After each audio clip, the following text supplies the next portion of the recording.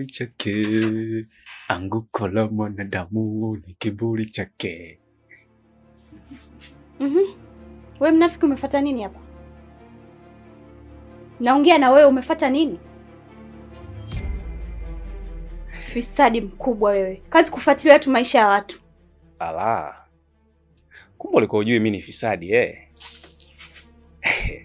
Umechelewa kunijua sana. Kwa taarifa yako, sio fisadi tu. Malizia fisadi professional. Yaani kuanzia kula kwangu, kuvaa kwangu, kutembea kwangu, kulala kwangu, yote ni ufisadi mtupu. Na huu ufisadi sijaanza leo, na wala sijaanzia kwako. Mimi toka kitambo. Si unanielewa? Na wala siachi. Na kilichonileta hapa leo ni kukuletea anguko lako mbele ya macho yako. Nataka ushuhudie ndoa yako jinsi inavyoteketea kwa sababu tu ya kiburi chako. Yaani nataka nione maisha mapya ambayo unaenda kuishi bila mume.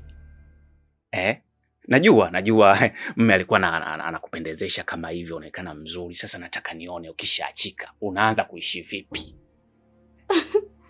Unafikiri najali basi? Mimi sio wa kwanza kuachika na sitokuwa wa mwisho. Fanya unachojisikia. Ndio tufanye mfano nimeshaachika sasa. Utaolewa wewe? Au labda unamtaka wewe mwanaume ni kuachie na wewe kwa ndani uenjoy kama mimi ninavyoenjoy? Ili uache hicho kelele chako. Maana kila siku utaachika, sijui nini. Baba, sijali. Kwanza mimi mzuri. Unaniangaliaje?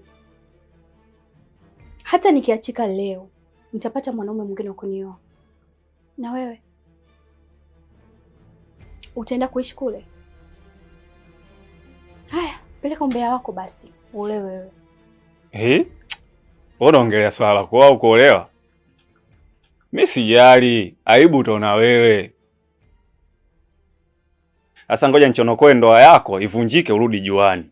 Unyukwe na jua la Mungu, unyukwe na maneno ya ulimwengu, alafu tuone sasa upate hiyo thamani ya ndoa. Kuna wanawake wenzako wanalilia ndoa, alafu ni wakali kinoma kushinda wewe. Wewe unasema nini? Alafu nikikuchekea utanipanda kichwani. Sasa ngoja nikunyooshe kwa vitendo.